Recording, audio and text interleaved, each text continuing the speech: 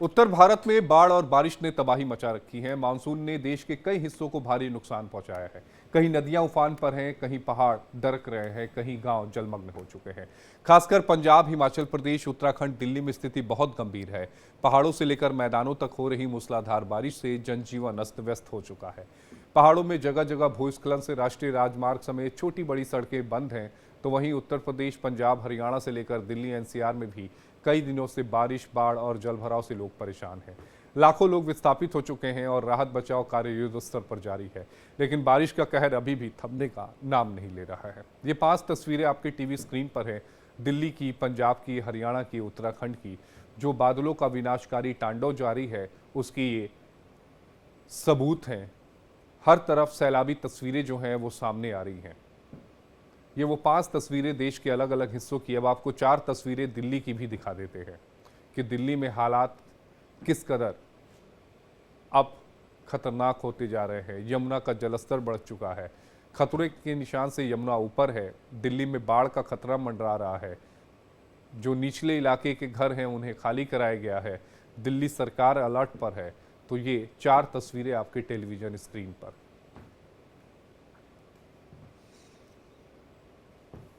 यमुना खतरे के निशान के पार कर गई है। दिल्ली में बाढ़ का खतरा है। खाली कराए गए हैं निचले इलाके और अलर्ट पर इस समय दिल्ली सरकार है।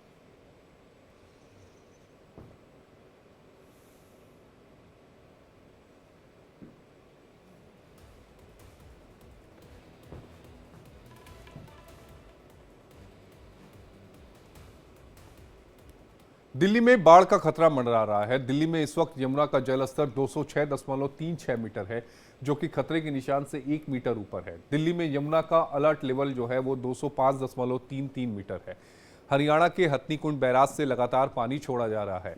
दिल्ली में निचले इलाकों से 10,000 से ज्यादा लोगों को रेस्क्यू किया गया है।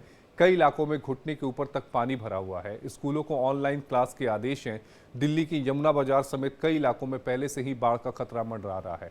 अब कई और इलाकों के डूबने का खतरा है। मयूर विहार और आसपास के इलाकों की कॉलोनियों में रहने वाले लोगों को अपना जरूरी सामान लेकर राहत शिविरों में जाने की अपील की गई है। तो ये 2 तस्वीरें दिल्ली की हैं। अब आपको 4 तस्वीरें और दिखाते हैं दिल्ली की। तो यमुना का जलस्तर लगातार बढ़ा है। नदी का क्या स्वरूप होता है ये यमुना को देखकर समझ में आ रहा है। हालांकि यमुना खतरे के निशान से ऊपर बह रही है। 1 मीटर के तकरीबन यमुना जो है वो खतरे के निशान से ऊपर बह रही है।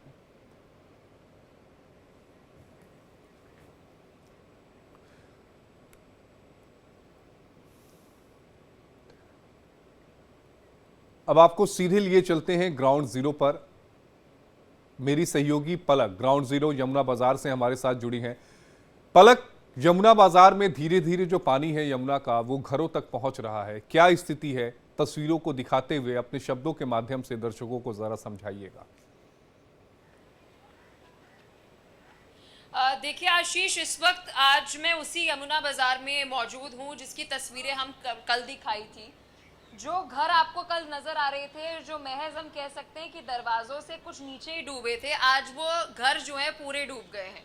यानी पानी जो है वो अब 2nd फ्लोर तक आ गया है। एक बार आप तस्वीरें जो है वो देखेंगे कि किस तरीके से यहाँ पर पानी जो है वो इतना ज्यादा ऊपर आ चुका है, जलस्तर इतना ज्यादा बढ़ चुका है कि जितने मकान हैं वो सारे के सारे डूब चुके हैं।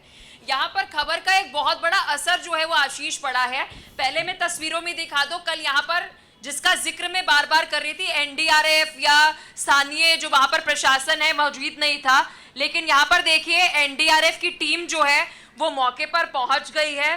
कोई भी यहाँ पर एंटर ना करे, कोई भी स्थानीय लोग या यहाँ पर रहता है जो इस घर में वो एंटर ना करे। यहाँ पर हर पॉइंट पर जो है एनडीआरएफ के जितने भी एम्प्लॉयज हैं, वर्कर्स हैं, उन्हें यहाँ पर खड़ा कर दिया गया है। फिर एक तस्वीर मैं उस नाव की भी दिखाना चाहती हूँ जिससे कल हम लाइव रिपोर्टिंग दिखा रहे थे। यहाँ पर स्थानीय लोग जो है वही इस नाव का संचालन करते थे, उन्हें भी रोक दिया गया है कि वो भी यहाँ पर इसका बिल्कुल भी प्रयोग नहीं कर सकते हैं। मतलब हर एक एरिया पर अब ब्लॉकेट कर दिया है।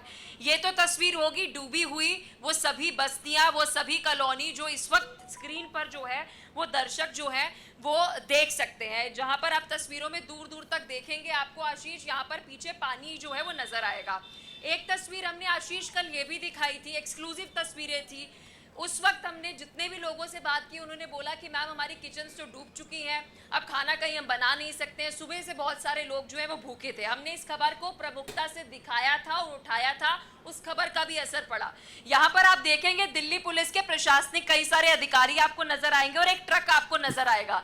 इस ट्रक में बता दें कि फूड सप्लाईज है, यानी यहाँ पर जितने भी लोग राहत शिविरों में रह रहे हैं उन्हें बकायदा 3 समय का जो खाना है वो दिया जा रहा है। एक और तस्वीर में वहां पर दिखाऊंगी, कल ये टैंकर भी पानी का जो है वो मौजूद नहीं था।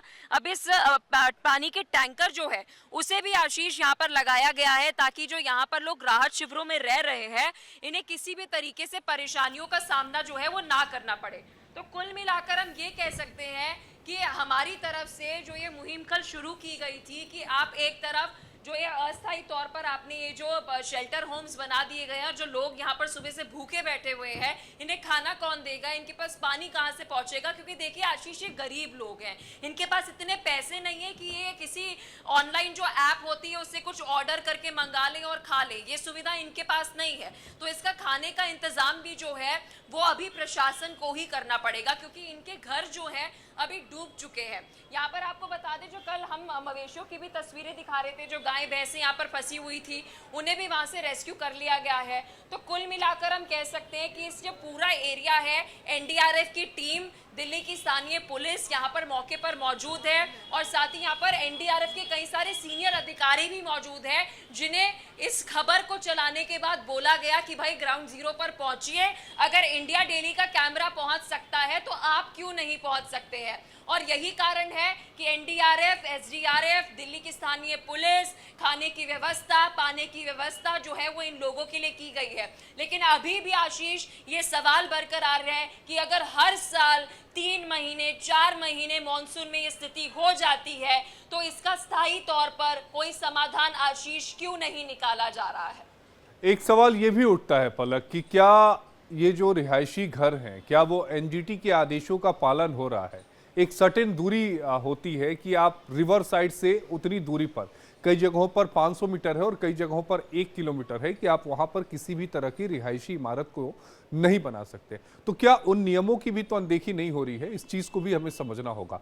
दृष्टि भी हमारे साथ मौजूद है, ग्राउंड जीरो पर है, कालिंदी कुंज पर है। दृष्टि, तस्वीरें दिखाइए, अगर संभव हो तो लोगों से बात करिए, प्रशासन की तरफ से क्या तैयारियां हैं उनको भी तस्वीरों के माध्यम से दर्शकों को बताइए।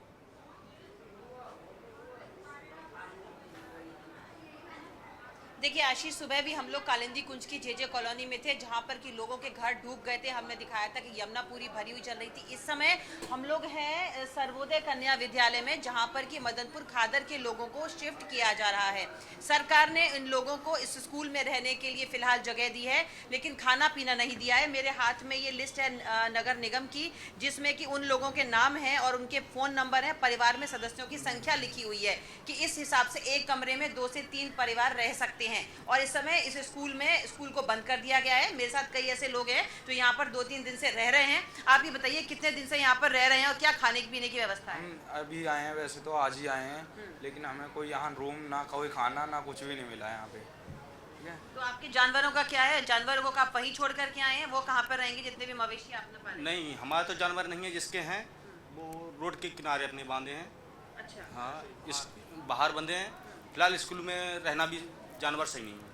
हाँ, तो देखिए यहाँ आप देख सकते हैं ये पूरे मदनपुर खादर में जेजे कॉलोनी के लोग हैं जिनको इस स्कूल में जगह दी गई है। ये सब लोग अपना फिलहाल जगह पाने की पूरी कोशिश कर रहे हैं। स्कूल बंद है। एनडीआरएफ की देखिए ये जो बस है जो एनडीआरएफ की खड़ी हुई है यहाँ पे, इसमें लोग दिखाई दे रहे हैं जो एनडीआरएफ के आए हुए हैं। किसी भी ऐसी समस्या के लिए इनके पास देखिए लाइफ जैकेट्स हैं, पानी में जाने के लिए बैग्स हैं, ये सब लोग भी पूरी तैनाती कर दी गई है धीरे धीरे। लेकिन खाने पीने की अभी व्यवस्था जो नहीं है। आप यहाँ पर कितने दिन से रह रहे हैं? हम कल शाम से आए हुए हैं। हाँ। तो अभी तो कोई व्यवस्था नहीं, खाली रहने की व्यवस्था स्कूल में हुई है और कोई बस खाली एक जगह रहने की दे दी गई है, खाने पीने की कोई व्यवस्था खाने नहीं है। पीने की कोई व्यवस्था नहीं। हाँ, तो आप देख सकते हैं फिलहाल अभी इन लोगों का सामान यहाँ पर रखा हुआ है और अभी यहाँ पे स्कूल बंद है लेकिन कई लोग स्कूल के यहीं पर हैं प्रिंसिपल रूम में। इन लोगों को ऊपर की तरफ जगह दी गई है और ये पूरा स्कूल का इलाका है जहाँ पर कि ये लोग जा रहे हैं। और यहाँ पे और भी कई लोग हैं जिनसे हम बात करना चाहेंगे। आप यहाँ पर कितने समय से यहाँ पर रह रहे हैं? 2 दिन पहले आपको बताया गया था कि बाढ़ आ रही है। अभी हाल ही आया हूँ। अभी हाल में आए। अभी और कितने लोग वहाँ पे फंसे हुए हैं? अभी तो बहुत सारे हैं। तो वो लोग कब तक आएंगे? अभी आएंगे। नहीं, क्योंकि ये लोग जो हैं, यहाँ रूम नहीं है, यहाँ रहने की व्यवस्था नहीं है। जैसे कि यहाँ हम जैसे आ भी जाते हैं तो बोल रहे हैं कि आप यहाँ की आईडी लेके आओ। मान लो किसी की आईडी नहीं है, दिल्ली की तो आईडी मांग रहे थे, दिल्ली की आईडी मांग रहे हैं, अगर नहीं है वो कहाँ से देंगे? जिसकी तो क्या वो डूब के मर जाएंगे क्या जमुना के अंदर?